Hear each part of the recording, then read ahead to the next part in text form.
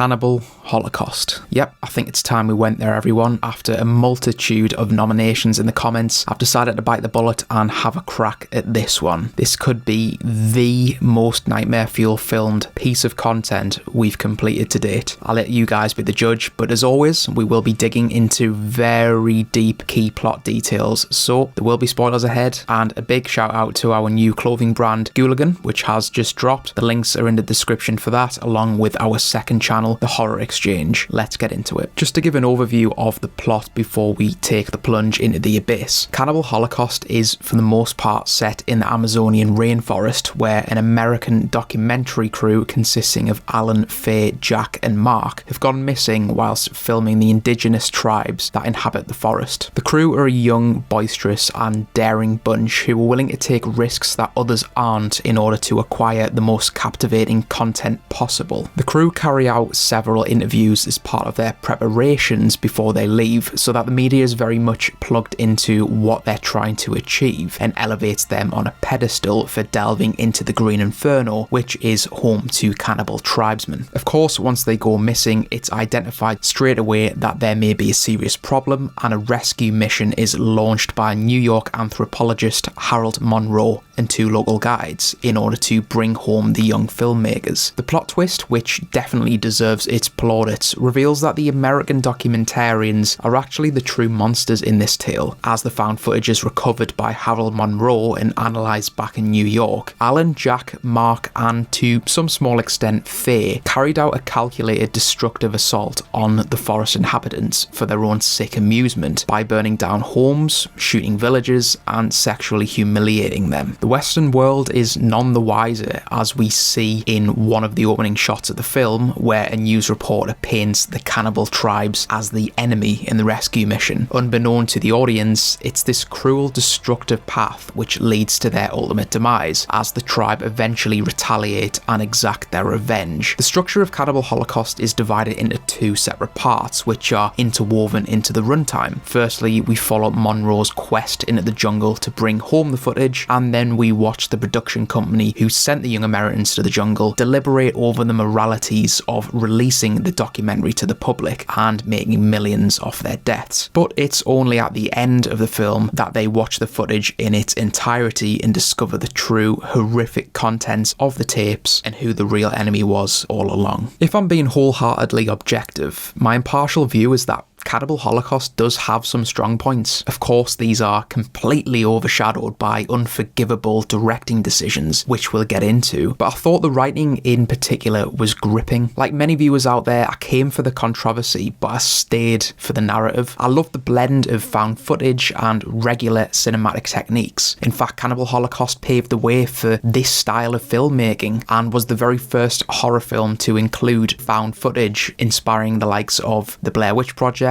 The Visit, Cloverfield and Paranormal Activity, just to name a few. Camera techniques aside, it inspired The Green Inferno as well, which, if you haven't already watched, is an exceptional film and doesn't morally cross any lines either. So our first instance of Nightmare Fuel, well, it starts with the director, Ruggero Deodato. He's a problem. This analysis is going to be a bit unique in comparison to some of our other Nightmare Fuel videos, because the terror, torment and sheer repulsiveness of Cannibal Holocaust doesn't cease to exist 90 minutes later when the credits roll, but rather spilled over into real life when the Italians viewed it for the first time in the late 70s. You see, Deodato wanted to make a statement with Cannibal Holocaust, and with a relatively low budget of $100,000, he cut many corners and crossed many moral and legal lines to make that statement. Firstly, Deodato's treatment of the cast and film crew was reported to have been despicable. Faye is the writer of the documentary crew and joins the 3 other men on the expedition, and it's pretty evident that she's heavily sexualized from the outset. Faye's innocence is compromised very early on in the film, with one of the men trying to be funny and filming her naked while she's searching around the room, clearly embarrassed, trying to find where her clothes are. Further on, we get a very long scene where Faye and Alan are being intimate in front of the whole Yakumo village, and it just seems to go on and on and on. Now, at face value, this is just part of any other other script we get nude scenes. In many other films it's not really a big deal, but the context around this is what leaves a sour taste in the mouth. It's well known that the actor who played Faye, Francesca Ciardi, challenged Deodato on multiple occasions around the treatment of women in the film and questioned why she had to be unnecessarily naked for so many scenes. But Ciardi's concerns just fell on deaf ears as Deodato insisted that this is what he wanted and even became forceful about it. But what's interesting is how this real world outcome of Deodato just ignoring her intertwines with the actual narrative of the film. There's a scene where the men of the crew capture one of the tribeswomen and then begin to forcefully exploit her for a while on film. I'm sure you know what I mean, I just can't say the word due to YouTube's guidelines. Faye is bewildered at the barbaric acts that she's seeing, and even her partner Alan gets involved. She shouts and screams at him and tries to pull him off the tribeswoman, but he just pushes her away and carries on. It's clear as day that she has a lack of influence both on and off the script, and her voice as a female doesn't carry enough weight to prevent their transgressions. The patriarchy and sexual exploitation of Ciardi and her character Faye transcends from the screen into the real world, and once you know the backstory and the behind the scene context, it just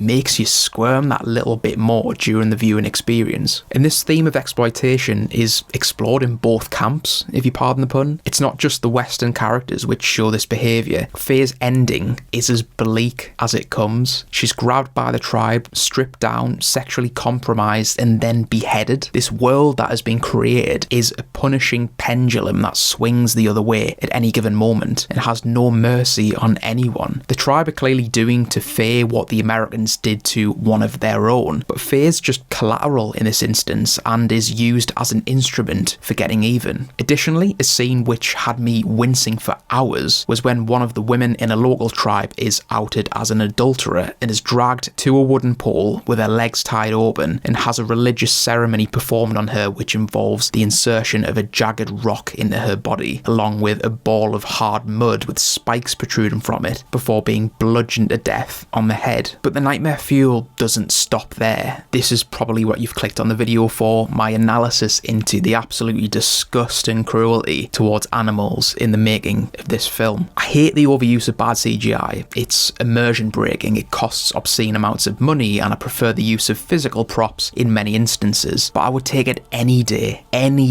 over the decision that Ruggero Deodato made to physically harm, torture, and kill innocent animals, all for the purpose of authenticity. The delusion of this man is insufferable, and to think that this was acceptable in any way, shape or form is ridiculous. When interviewed about this, Deodato said that this is the only part of the film he regrets, and I quote, "In my youth growing up, I spent a lot of time in the country close to animals and therefore often seeing the moment of their death. The death of the animals, although unbearable, especially in a present day urban mindset, always happened in order to feed the film's characters or the crew, both in the story and in reality." End quote. And this is where my point around animal cruelty supersedes Deodato himself and is extended to everyone involved in the making of Cannibal Holocaust. You're all accountable for this. You're all tarred with the same brush, and it's not just something that happens once, it happens multiple times throughout. First, it's a muskrat that gets gutted alive with its insides fed to one of the Yakuma tribe. Then a snake gets chopped in half after biting someone. Then a tarantula gets macheted to death because it's on Faye's shoulder. And then we really start to tighten the screw. A monkey gets its skull spliced before its insides are drank. And probably the worst one? Well,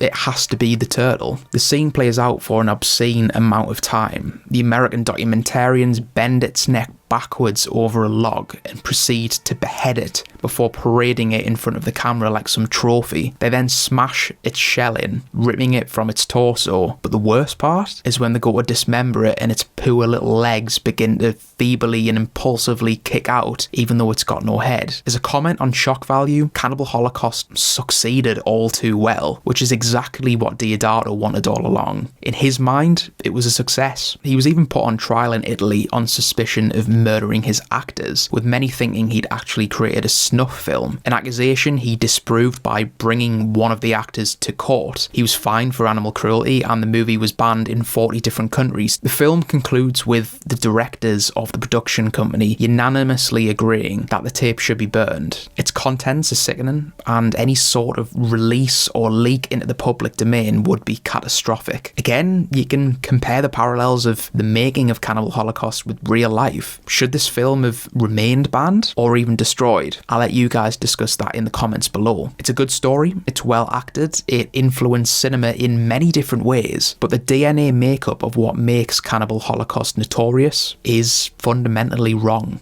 I've been your host Hugh from Unleash the Ghouls. Don't forget to like the video and subscribe to the channel, and I'll see you next time for another dose of Nightmare Fuel.